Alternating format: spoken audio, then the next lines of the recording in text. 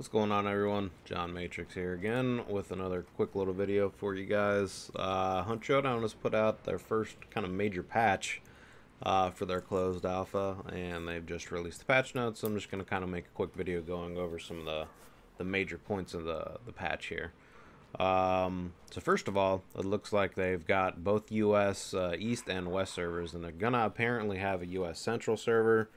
But I guess that's bugged at the moment, so it's something they're going to add. But it's nice to know that they are going to have regional servers, you know, for East and West and Central, so we can get some better ping, better performance out of that. So some known issues. Apparently they've got some new missions in there. 7 missions will appear in the control or the contract page. Missions 5, 6, and 7 are not selectable. So that's interesting. So they're already going to be adding some new missions. I wonder if that also means we're going to get some new maps soon. But that sounds like some new bosses are going to be coming in the game soon, but just aren't in yet. They've also noted that during the banishing phase, you may experience some large FPS drops or spikes. So that's another thing to be wary of. So highlights. Bloodline has been reset, so everyone starts back at the level 0 here on their account. Balance capacity made to AI. Balance capacity made to equipment, weapons, tools, consumables. Added the ability to select your spawn point. So I'm interested to see how that works, because they've also apparently added new spawn points. So what happens if multiple teams pick the same spawn point? Will they like spawn like literally right next to each other? Will they spawn in a small radius around each other? Or is it something where if one team like picks this spawn spot, it gets locked out and people can't pick it or something? I don't know. It'll be interesting to see how that works. Added the ability to select spawn point. Yep. Added the Louisiana case file book to the library. Interesting, so I guess that's probably some lore stuff. Improvements made to performance, as well as addition of some graphic settings. Improvements made to matchmaking process. Added region matchmaking feature, which I talked about already. So some other things here. Slightly increased movement speed when going up ladders, which is a pretty big deal, honestly, because once you start going up into the ladder, you're locked in that animation and you can't jump off the ladder. So you either got to climb up or climb down to get off of it. So world changes. Decrease the amount of ammunition received from ammo crates and small ammo packs. So that's actually a pretty big deal. That's going to make ammo even more important. So just going out and shooting zombies is not going to be something you're going to want to do. You're going to want to definitely have a melee weapon on you to take care of the zombies. And you're going to want to conserve your ammo for fighting people and the boss. So that's a pretty big deal. Extraction zones will generate audio and particles/animations when at least 2 different teams are in proximity. Horses become uneasy, boat engine startup. So that's interesting. I don't really know how I feel about that. Because if 2 different teams are in that area, they should be fighting each other in general. And if they're not, I mean, that's just kind of strange that... I'm interested to know, I guess, the radius that effect takes place on, because they've said they've increased the extraction range radius to be another 15 meters now, I guess, is the total. So does that if 2 teams are in that 15-meter radius, does that, when those particle effects or whatever, you know, take place? Because even in that distance, those 2 teams should be fighting each other. So it kind of seems redundant for that to happen. But at the same time, you know, if a team's there and they're setting up, like, you know, an ambush for another team, I don't know. It just seems it'll be interesting, I guess, to see how that works in game. Seems like something that doesn't necessarily need to be done, because if teams are that close, they should be fighting each other. And if another team is there setting up an ambush, then you're kind of ruining that whole setup. You know, like, it just, to me, it doesn't feel like it's necessary. It's a viable strat to sit at an extraction point and wait for another team with the bounty to approach you, and you're giving away that team's position. So I mean, like, yeah, if 2 other teams are just kind of there at an extraction point waiting for the bounty to reach them, they should be fighting each other in general. But if just one team's there, you know, waiting for the bounty to reach them, because that's the closest extract point to wherever the bounty was, then they should just be that should be a viable strategy. They shouldn't get punished for that. But I guess they're trying to do something to combat camping. So I don't know. It'll be something. We'll just have to see how that works out. Ladder interaction distance increased slightly to improve ease of use, so that's nice. Extraction time normalized for solo and for solo teams 20 seconds. So yeah, basically, if you were a solo before, it would take you 20 seconds to extract, but if you were a duo team, it would take you 10 seconds. So they normalized that across. So it's going to take 20 seconds to extract altogether for whether you're solo or duo. Improvements made to a number of boss arenas to give more accessibility options to attackers and defenders. So I guess that means it's just they're opening up the boss arenas or whatever to make it more movable and easier for people to get in and out of. So that's good. Improvements made to randomization of AI placement through the map. Okay, increased number of player spawn points. So yeah, kind of talked about that. Bug fixes. Let's see, improvements made to reduce blah blah blah. Fix the bug result, blah, blah, blah. Nothing really big in that, I don't think. Improvements made to the randomization of clues, ammo boxes, and boss locations, so that's cool. So I guess they kind of won't be just in the same areas. Barrels can't be set off by melee weapons anymore, so that's nice. I guess if you accidentally hit a barrel when you're meleeing someone, you won't get blown up. Well, let's move on to equipment. So equipment changes. So they increased the melee damage for the Nagant M1895 Brawler. So I think that is the pistol that has the brass knuckles built into it. So that's good. I wonder if that's also going to line up with the stamina usage for the brass knuckles. Increased damage values for the Rival 78 and Romero hand cannon. So it sounds like those shotguns are getting nerfed maybe? Yeah, decreased damage. So so that's pretty big, because those shotguns were like, that was it. That was basically what you had for PvP. Especially the Rival 78. That was the best shotgun in the game. Other than, you know, super late game, you got the semi-auto shotgun. Long bullets can now penetrate thin metal sheets, rooftops, railings, etc. So that's pretty big. So that's going to make the Sparks LRR and the uppercut pistol that much better. So they got some bullet pen now. Reduce the amount of uses on the first aid kit from 5 to 3 and increase the use time from 0.8 seconds to 5 seconds. So that is a huge change, because before you could pretty much just spam your heals. So that makes utilizing cover and the use of grenades to get people out of cover that much more important. So that's going to be a huge change, and interesting to see what's going to happen to the gameplay with that. So that could slow things down a little bit as far as fights go. But that's going to be it's going to be interesting to see how that pans out. Increased recoil and sway in most Nagant Avatomat to reduce overall control and make it harder to use at mid to long range. So I guess they're nerfing the Mosin a little bit here, because it was a pretty strong rifle. Reduce the spare ammo capacity for the Nitro Express rifle from 6 down to 4 and increased its recoil, which is pretty crazy. But I mean, the Elephant rifle is a one-shot kill weapon basically. So you definitely are going to have to really be good at aiming with that now, because you're going to have basically no ammo. You're going to have 4 rounds, and they also reduced the restock amount of ammo you get from supply boxes now. So that's going to be big. That's going to be a big thing. Aim help will now appeal when aiming with throwable consumables, not just when cooking dynamite, frag bombs, etc. Fuse is reduced from 5 to 3 per pack. Let's see here. AI changes. Increase the movement speed of the grunt and the armored. Lower the time it will take the grunt, armored, and hive to attack if you're directly at them. So that's a pretty big deal. Increase the time that grunts and armored will chase hunters. Improvements made to how grunts, armored, and hive react to sound.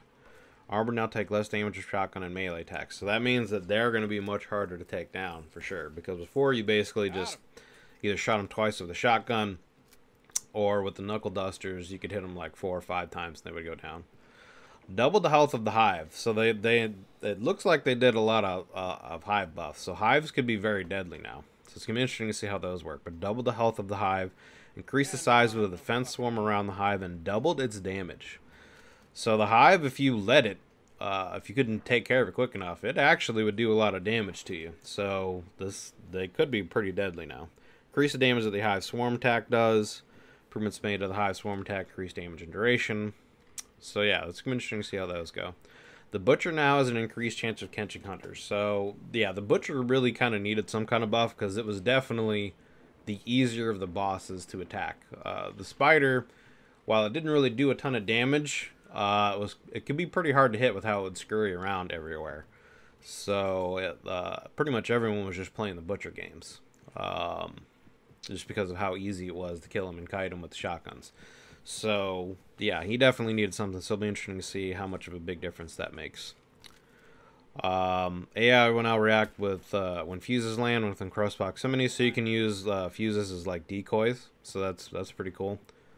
Improvements made to the way the spider navigates while running on walls and ceilings. Spider's jump attack can now be interrupted by shooting as it's about to pounce. So that's interesting. So you can actually interrupt that pounce attack now, which, again, that was kind of the only real damage that came from the spider. I almost feel like with the spider, it either needs to attack more frequently using that, have some other kind of attack, or they need to increase the poison damage it does, because the spider really doesn't do that much damage. The Butcher, if it actually hits you, does quite a bit of damage, and you can get killed by the Butcher pretty easily if you're not paying attention or if you get cornered. But I've never died from the spider. I don't think I've ever seen anyone get killed by the spider yet, so interesting to see how that goes. So let's see here.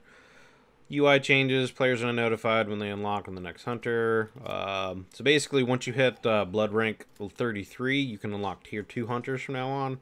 And once you get to rank 66, you unlock tier 3 hunters. So that allows you to recruit veteran hunters and unique outfits and better starting gear. Hunters below 25 can no longer be retired. So that's a pretty big deal. So you can't just sit there and spam by hunters, strip them of their equipment, and then retire them, because that was the most efficient way to get equipment. It was the most cost-effective way to get equipment. It was just, buy a bunch of hunters, strip them of their gear, retire them, and keep rinsing and repeating. So they've got rid of that. So you're going to have to be more mindful of your money. Reduce the chances of receiving a mid to late game weaponry when recruiting low tier hunters. So yeah, that's pretty good. Used to be able to get sparks pretty frequently, even at lower levels, before you could unlock the gun. Redistributed the blind NXP you gain between hunter levels 26 and 50 to add one more bonus gate players can reach. So that's good, because yeah, basically once you got your hunter up to like level 25 or so, it was more efficient to basically just start another hunter off at lower level. You would gain overall bloodline XP quicker doing that way, instead of trying to get the hunter maxed out to 50. It would slow down your overall blood level, account level increase. Added bloodline prestige, so you can actually prestige your account now. Basically, once you've got a character in max and you retire them, you get a little icon added to your profile. So this is another big one. Increase the hunter upgrade point costs for quartermaster and doctor to 8. So quartermaster I think was 7 before, so that's not a big deal. I don't remember what doctor was. I think it was 5 or 7, something like that. But I think that also means when you first level up your hunter, I don't think you'll be able to get quartermaster and upgrade your health to the max of 150. I think you're going to have to pick one or the other. And that's just for when you first level them up, unless you get an extreme amount of XP and you get enough points for it. But typically, I think you only get like maybe, if I remember correctly, you would, if you had a good like an average round, you could probably get your hunter from like level 1 to level 12 or 14 or something like that, and that would give you, I think, like 9 upgrade points, somewhere around there. It was enough for you to get the quartermaster perk and the 150 health bar. So you might not be able to do that now. So we'll see how that goes. But that could be a pretty big upgrade change. Vitality shot unranked unlock rank change from 50 to 1. Interesting. So you can get the vitality shot from the very beginning now. First aid kit unlock rank change from 1 to 9. Okay. So you can't get the first aid kit now until you're level 9. So the vitality shot's going to be used a lot more until you get that. Okay. Stamina shot unlock rank change from 9 to 19. Firebomb unlock rank change from 9 to 4. So you're getting like things that are more important to use earlier on. Seem to they've moved those down because you know, the only way to make sure a partner team, when you down someone, make sure you've killed them, is to throw a firebomb on them or a lantern, and there's not always lanterns around. So that's good. Dynamite stick unlock change from rank 4 to 8. Not a big change. Updated all equipment preview images in the shop, arsenal and recruitment screens. Improved shop navigation for easier purchase and management of equipment. Newly unlocked equipment and upgrades are now highlighted in the menu until you click on them for the first time. All weapons and equipment have additional details about their ammo damage types added to the shop. Oh, that's good. Some more information. That's always good. Support for leaderboard stats added. Oh, so they got some stats added now on the leaderboard. That's going to be interesting.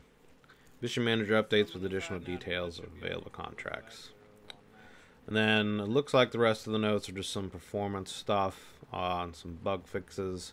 Improve the stability of matchmaking, add more detailed notifications. Unlockable traits are now displayed in the menu, not just those you've already unlocked. Okay, so you can see all the traits and what they do. Improvements made to UI performance.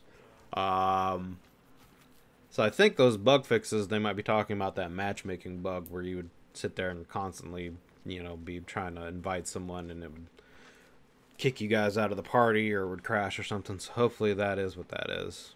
And then looks like most of this is just performance stuff, which we don't really need to go over. So sounds like overall a lot of good changes in this patch, a lot of big stuff. So I'm excited to get in the game and see what this is about and try all this new stuff out. It's also going to be interesting to see how the PvP is going to go now with the shotgun nerfs. That sounds like with the quartermaster change, you might have to use pistols more often, which pretty much, yeah, there were only really like 4 pistols and previously that were worth using, and 2 of them were kind of a niche pick. The Dolch, the Luger type pistol that had the 10-round clip was the best pistol in the game, and then the uppercut used the Sparks rifle ammo, so that was very damaging, high damage pistol. Those 2 were the best pistols in the game, and they're worth using. The only other 2 that were kind of situational was the the silenced revolver and the Caldwell chain pistol, the 18-round revolver. If for whatever reason you didn't have a rifle, you could use that, and you could have 18 rounds with it, and then you could have a shotgun as a backup PvP weapon. And then the silenced pistol, of course, is just good for if you didn't have a melee weapon for some reason, or just wanted to play more stealthy. You know, you could kill things with, you know, a silencer. So it'll be interesting to see how much more important pistols are going to be now. But yeah, that's going to do it for now. Hope you guys enjoyed this. I'd planned on having another kind of more advanced or intermediate tips and tricks video that was going to come out, but because of this patch and them resetting some stuff, probably going to delay that until a little bit later on this weekend or maybe early next week to go over and play some of these changes and see what else I can add to it. But thanks for hanging out. Hope you guys enjoyed the video. Feel free to like and subscribe if you did. You can follow me on Twitter at JohnMatrix69 if you would like. And you can also come and hang out and watch me live stream on twitch.tv/JohnMatrix69. So hope you guys have a good one and look forward to seeing you in the next one.